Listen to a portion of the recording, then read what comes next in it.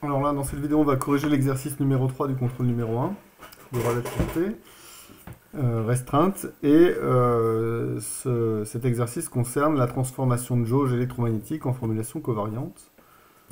Et donc, dans cet exercice, on introduit le quadrivecteur potentiel, qui est défini par le potentiel électrique et le potentiel vecteur, ici à K. On peut faire avec une flèche si vous voulez. Et on va regarder son invariance par une transformation qui est donnée par cette relation, on va l'appeler 1, où x est le quadrivecteur position et gamma, un champ scalaire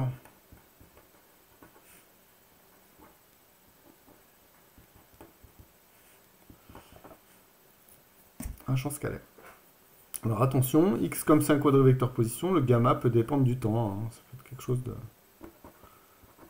peut dépendre du temps ou du temps carré. Alors pour rappel également, donc ici on analyse la formule, là on voit qu'il y a cette dérivée partielle par rapport à la coordonnée contravariante mu. Donc je vous rappelle, donc, du point de vue de la notation, d rond mu, c'est la même chose que d sur dx mu, donc coordonnée contravariante. Et qu'on peut passer d'une dérivation partielle contravariante à une dérivation partielle covariante, eh bien, en changeant le signe,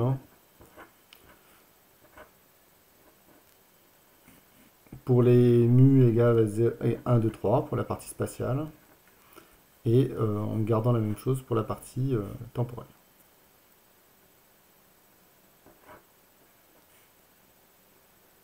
Égale 0. Voilà la base de l'exercice. Donc on va s'amuser à regarder ça. Et dans la première question, il vous demande de regarder cette formule-là uniquement pour ce qui concerne la partie genre espace. Donc on ne s'occupe pas du potentiel V ici, on va juste regarder ce qui se passe pour le potentiel vecteur. Donc cette relation pour le potentiel vecteur, je peux l'écrire sous la forme vectorielle A, ça va devenir A, moins, ici là j'ai donc le gradient de ce champ scalaire. Alors, qui dépend d'un quadrivecteur position, donc qui dépend de ma position x, y, z, mais aussi du temps.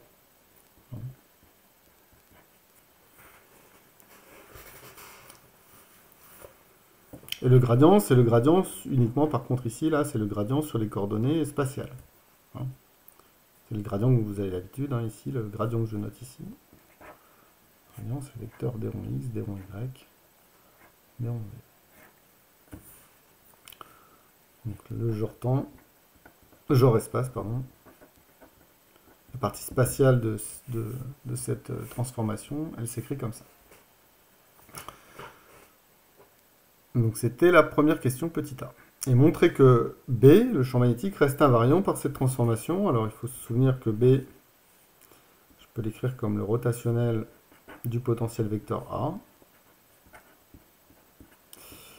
Et donc du coup, est-ce que B se transforme est invariant, c'est-à-dire si j'applique A cette transformation-là, est-ce que je retrouve B? On va regarder ça, on l'applique, vectoriel. A doit devenir A moins gradient de gamma, et si je développe, vous voyez que j'obtiens rotationnel de A moins rotationnel de gradient du champ scalaire.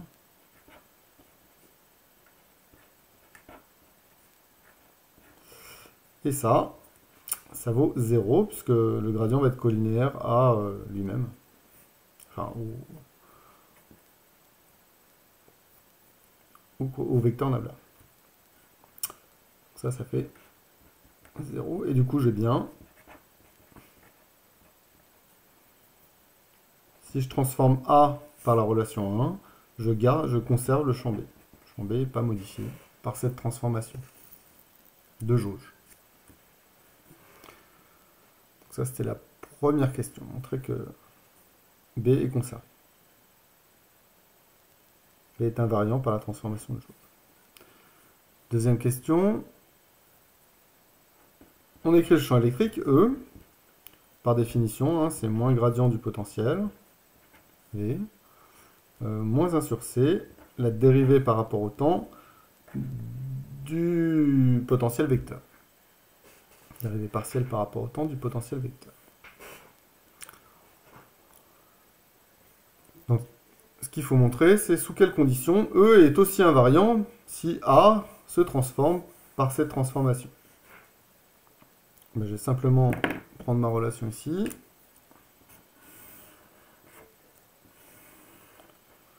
Et la mettre ici.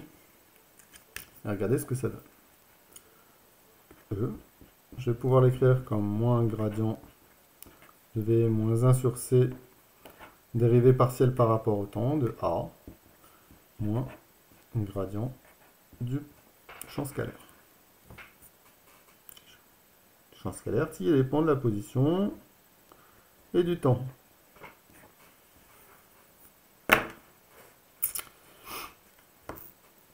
Voilà. Donc là, je peux distribuer. Là. La dérivée par rapport au temps, elle est commute avec les dérivées, le gradient, avec les dérivées spatiales. Hein. Donc je peux écrire E égale moins gradient de V moins 1 sur C dt de A. Donc dérivée d'une somme, c'est la somme des dérivées, moins gradient. Et là, je commute la partie spatiale et la partie temporelle, dt du champ scalaire. Autrement dit, je peux encore une nouvelle fois écrire E comme... donc je peux regrouper, là je vois que j'ai moins gradient. De quoi? De V plus dt du champ scalaire, moins 1 sur C dt de A. Du coup,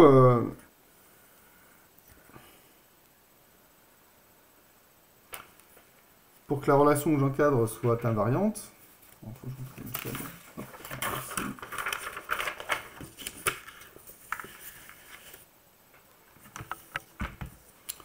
qu'est-ce qu'il faut en gros pour que E, je retrouve E ici, qu'est-ce qu'il faut que je pose? Alors, j'ai pas le droit de poser, enfin, A égale 0 et d sur dt de gamma égale 0. Hein, pour retrouver E, il faut que le potentiel électrique, la V, il se transforme d'une certaine manière. Vous voyez que pour avoir équivalence entre cette relation-là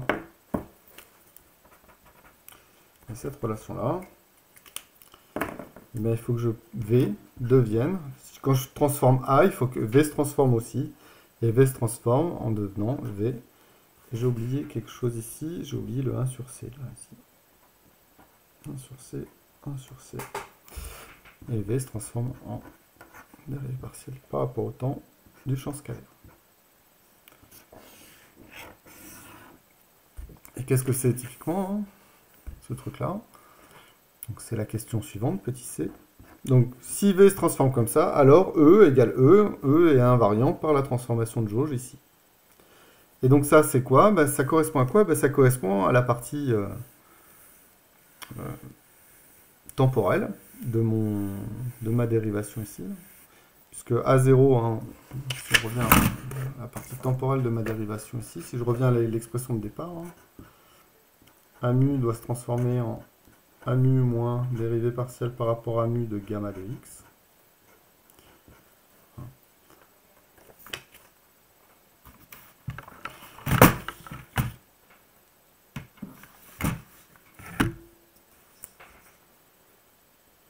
Et j'ai une erreur de signe. Plus, moins. Là, quand j'ai distribué, j'ai oublié le signe. Donc j'ai du moins d de A, mais là, ça me fait du plus ici. Plus, moins. Et donc ici, ça doit se transformer comme ça. Et vous voyez que ça correspond à quoi par rapport à ma transformation de départ, hein, si je reprends la transformation 1 générale, hein, eh bien c'est la composante 0 de cette transformation, c'est A0 qui devient A0, donc c'est V ça.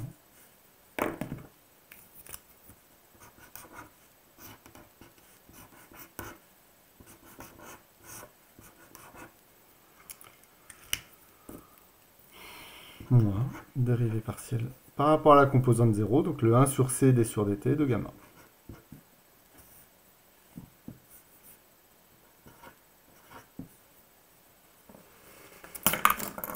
Voilà. Et donc E et B sont conservés, hein, d'une manière générale.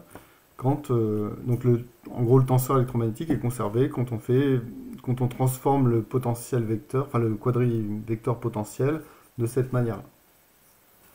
C'était ça cet exercice, hein. C'était montrer ça.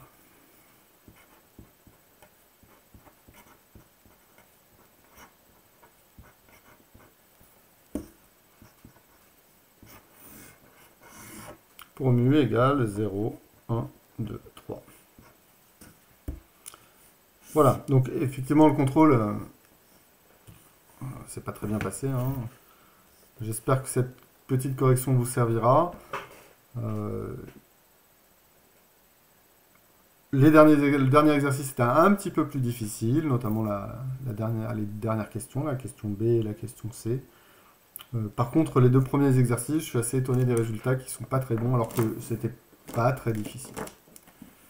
Voilà, donc j'espère que ça vous aidera, que ça vous permettra de mieux réviser votre prochain contrôle. Bonne fin de journée à tous.